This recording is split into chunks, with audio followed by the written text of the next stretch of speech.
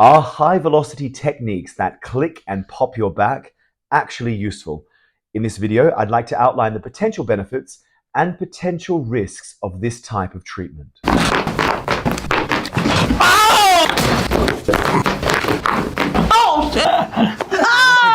Oh shit!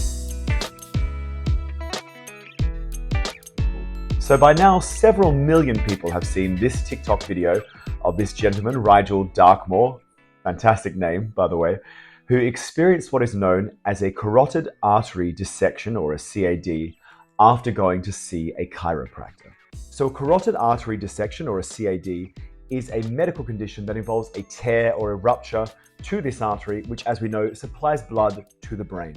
So a tear or rupture in this artery can disrupt the normal flow of blood to the brain, which can be, of course, extremely serious, leading to a blood clot or even, in some cases, a stroke. So I'm extremely happy to hear that Mr. Darkmoore is doing okay. So these types of injuries can occur spontaneously. However, importantly in this context, they can occur through some sort of force applied to the neck, often involving a sort of sharp or violent twisting of the neck. So this gentleman experienced this injury after receiving treatment called a HVLA, or a high-velocity low-amplitude cervical manipulation. So these types of HVLAs are a subset of general spinal manipulation techniques that are utilized by many healthcare practitioners, mainly chiropractors and osteopaths. These techniques involve the application of a quick and forceful thrust to a specific joint in the spine to improve its mobility and alignment. Now, noticeably, these type of techniques are often accompanied by an audible pop or a crack sound, and this is what often makes them so satisfying to watch, and this is why videos showing these type of manipulations often get millions and millions of views online. Now, we don't actually know why this cracking or popping sound actually occurs. However, the main theory that's currently most subscribed to is that it's the release of gas bubbles from the joint fluid. On top of the satisfying nature of this treatment, I'm fully aware that some individuals absolutely swear by this sort of treatment and consider it to be an essential component of their spinal care.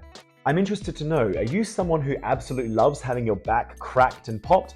Or perhaps are you someone who's a little bit more wary of the potential risks? Let me know in the comments below. So the effectiveness of these techniques is an ongoing debate in the healthcare community, and there is evidence for their efficacy and evidence against it. It is theorized that these techniques provide pain relief by increasing joint mobility, or it's possible that maybe experiencing that popping sound may be a sufficient placebo to provide at least some sort of transient pain relief. In my opinion, in terms of the efficacy of these treatments, the only truly honest position is that at the moment, we're simply not sure whether they work or not. Now, the potential benefits of this treatment, of course, needs to be weighed against the potential risks, and as this man experienced, they can be quite significant. So as I touched on previously, the concern arises because the vertebral arteries, which are located in the neck and provide blood supply to the brain, are closely linked with the cervical spine. So forceful neck manipulation of this kind has the potential to stretch or injure these arteries, which can lead to dissection like this man experienced. Now, quite importantly, I don't give this information to fearmonger, and to put things into perspective, it seems that this happens in about 1 in 20,000 manipulations. So just to put this risk into perspective to help us comprehend it, I found reputable sources that state that in the United States, the odds of getting struck by lightning or hit by space debris are about 1 in 10,000. So not nothing, but not a massively high risk by any stretch of the imagination.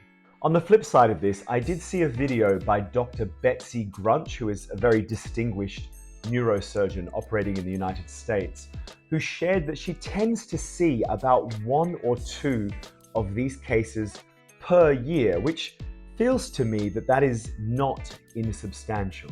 Now, on top of that small but not insignificant risk of a dissection, it should be noted that there is a lack of standardization in the performance of this type of technique, and also most of the research into its efficacy shows that it's only really beneficial for short-term relief and doesn't necessarily have much impact in the longer term. So obviously I make these videos for educational purposes only, and in any case, telling you whether you should or should not undergo this type of treatment is definitely above my pay grade. However, for what it's worth, I don't perform this technique. I'm not qualified to perform this technique, and I have no intention of changing that in any time in the near future. And I don't really know too many physiotherapists who utilize this technique with any regularity. It does seem that this sort of treatment technique has largely fallen out of the repertoire of physiotherapists, at least here in the UK.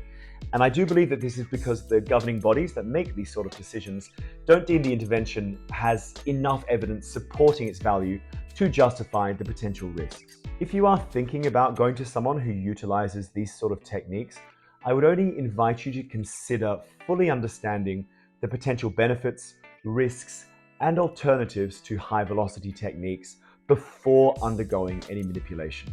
So please engage in open communication with your provider so you fully understand any treatment that you are receiving.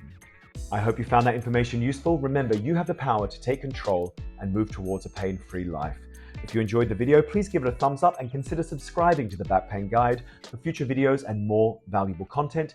If you have any questions or perhaps suggestions for future videos, please leave them in the comments below. I'd love to hear your thoughts, and I'm here to guide and support you on your road to recovery. Thanks for watching the video, and I'll see you in the next one.